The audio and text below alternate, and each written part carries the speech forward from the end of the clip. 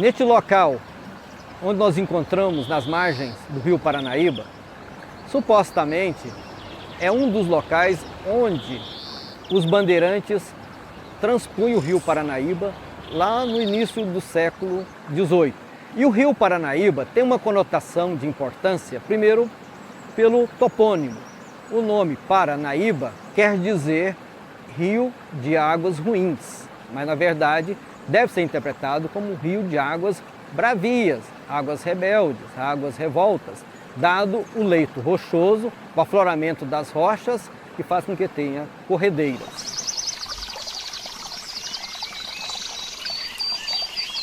Por aqui, ao transpor este rio, passaram os primeiros exploradores bandeirantistas, também conhecidos por seus pretensos feitos, como entradas e bandeiras. A bandeira de Bartolomeu Bueno da Silva, ou a Anhanguera, ocorrida nas últimas décadas do século XVII e nas 2 décadas do século XVIII, vinha em direção à região central da colônia. Tinha como principal objetivo o descobrimento de jazidas de ouro e pedras preciosas.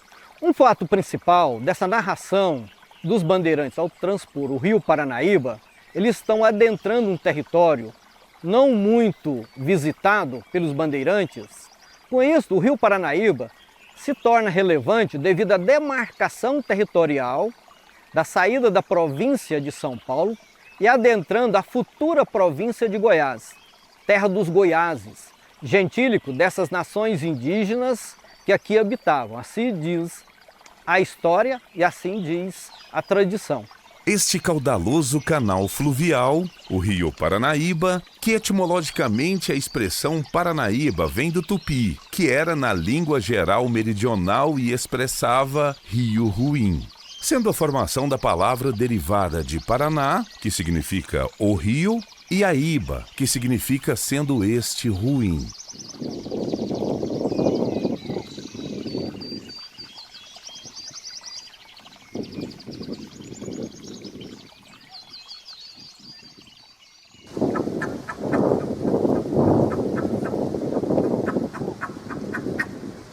O hino oficial de Catalão, em sua primeira estrofe, diz: no afã bandeirante de então, como o marco deixou nesta terra uma cruz a brilhar na amplidão.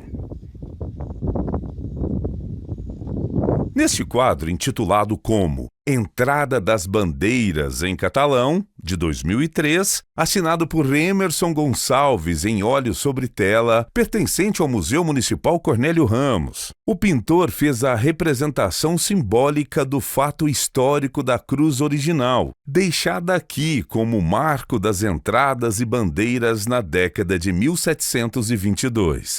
Descrição feita pela professora doutora Maria Imaculada Cavalcante, em 2009.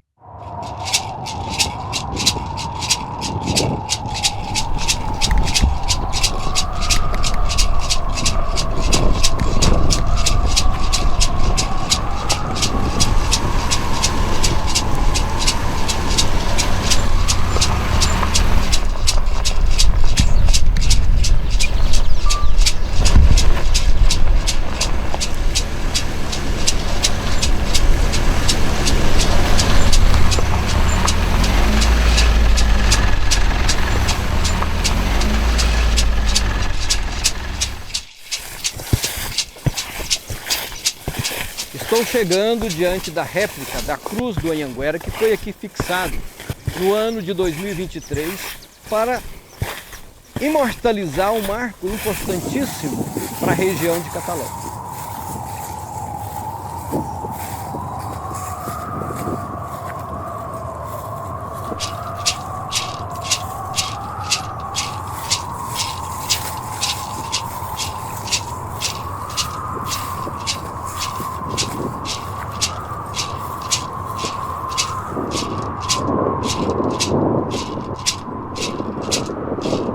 Diz a história em todas as narrativas, ao transpor o rio Paranaíba, ele fixou num ambiente que poderia ser a localização que indicava a passagem, a rota futura dos bandeirantes em direção às minas de ouro para a região de Goiás. O uso da cruz como marco de referência do caminho, rota ou picada, devendo ser a cruz um símbolo universal muito antigo dos cristãos. Dentre os vários significados da cruz, o mais reconhecido é como símbolo da fé cristã e do cristianismo.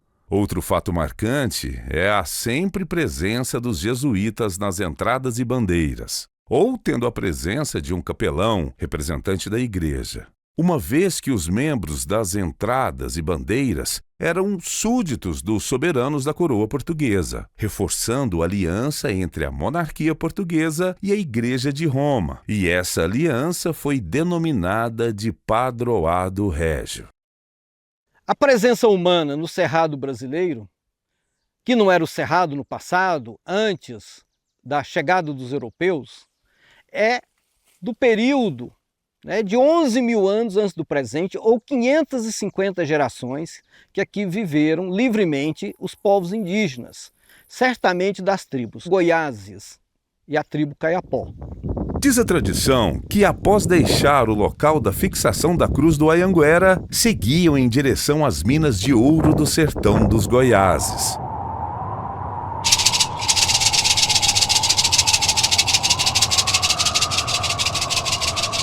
Os europeus aqui chegaram há cerca de 300 anos, deixou esse marco como passagem, ponto de rota, em direção à cidade de Goiás.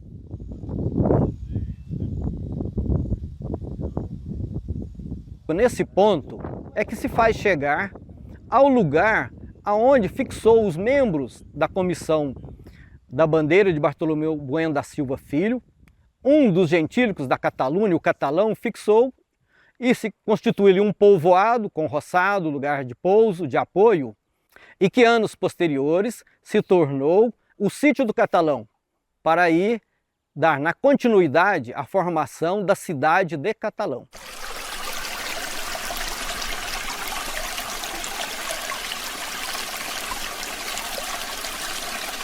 Aqui repousaram nas paragens do Córrego do Almoço, com a planície do Pirapitinga. Este nome típico da herança do gentílico, que em tupi, Pirapitinga significa peixes pintados, sendo pirá, peixes, mais pitingue, pintados ou peixes brancos.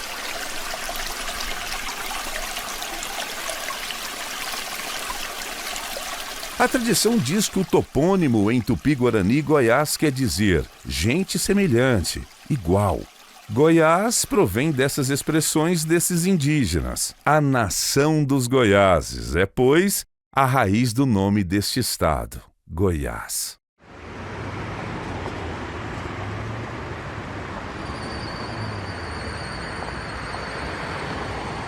Os fatos e feitos da fixação do gentílico catalão nessas paragens criou pela tradição e história a denominação do Sítio do Catalão, que se referia ao pouso do gentílico da Catalunha, nem só um europeu, nem só um bandeirante espanhol, pois se sabe que se refere ao gentílico da Catalunha, ou Catalunha, que não é Espanha, mas sim uma província autônoma anexada no início do século XII. O que alimenta para alguns gentílicos catalanos que a cidade de Catalão, em Goiás, é, pois sim, a Barcelona do Cerrado.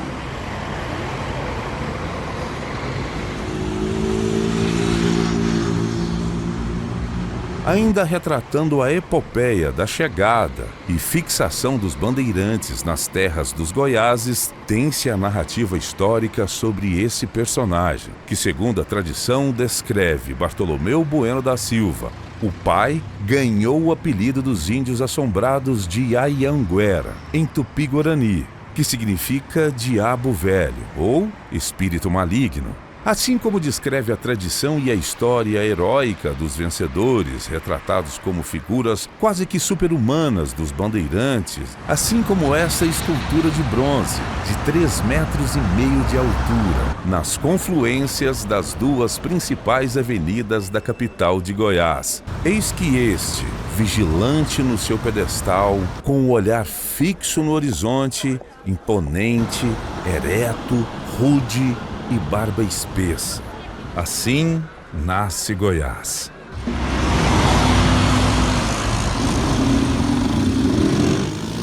Na outra linha, oposta ao pensamento da visão histórica e de cultuação aos vencedores, narrada quase sempre pela história oficial, e que se aflora na atualidade com a proposta do marco temporal, que visam restringir a permanência, o uso e o acesso à terra dos povos originários, ou povos indígenas, que historicamente é uma ocupação pré-cabralina. Estes povos habitavam o vasto território que seria a Terra Brasílis, representado e grafado, como, por exemplo, nos mapas rupestres dos cartógrafos e cosmógrafos portugueses Pedro Reinel e Lopo Homem, no início do século XVI. Esse sim é o verdadeiro a ser aceito e acatado, marco temporal.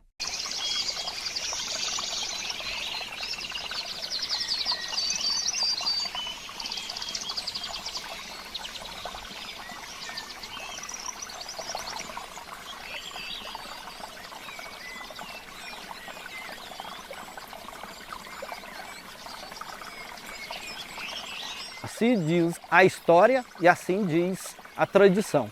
O que é a importância da rota dos bandeirantes a partir desse ponto do Rio Paranaíba?